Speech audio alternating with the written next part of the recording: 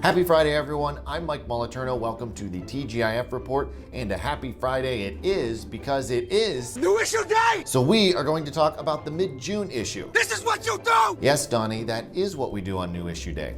Now, here at the Business Journal, we cover primarily the 5-county area, and in the mid-June issue, we are putting the spotlight on one county in particular, and that would be the county of Lawrence, which has a lot going on. In our coverage, which begins on page 40, reporter Josh Medor tells us how Lawrence County has been building out infrastructure to position itself for the next 20 or 30 years. We also hear about several big projects that are taking shape, such as the $863 million Hickory Run Power Station, which just came online, a $10.5 million project by Pennsylvania American to extend service lines, and the Forward Lawrence Project, which is developing a countywide community and economic development plan. Most of our prospect activity is still very much concentrated in manufacturing, as well as we're seeing some in distribution and logistics activities. That was Alex McCoy, the executive director of the Lawrence County Regional Chamber of Commerce. Another big project that's coming to the county is the new ServaxNet data center in downtown Newcastle, which, if all goes according to plan, will become the company's new headquarters. And something else to check out is this ad from Pizza Joe's celebrating 40 years in business with this awesome retro photo from when they first opened. I wasn't even alive yet. So congratulations to Joe and everyone else over there at Pizza Joe's. Now, of course, summer is the construction season.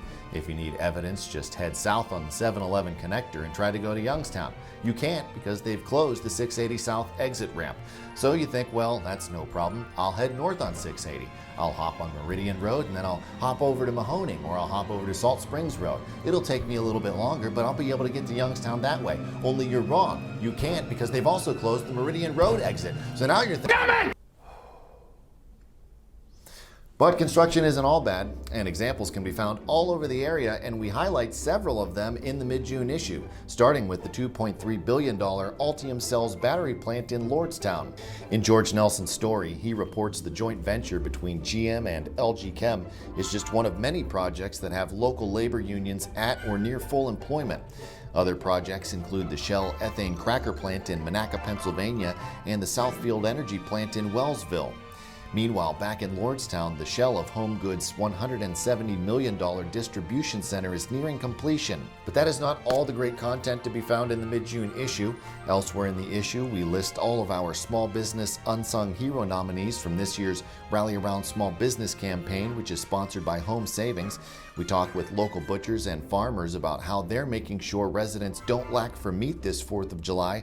And we have several stories about some of the exciting things young people are doing in our brain gain coverage. And for a limited time, and I do mean limited, you have been warned, you can see all of this great content in our mid-June e-edition preview for free at businessjournaldaily.com.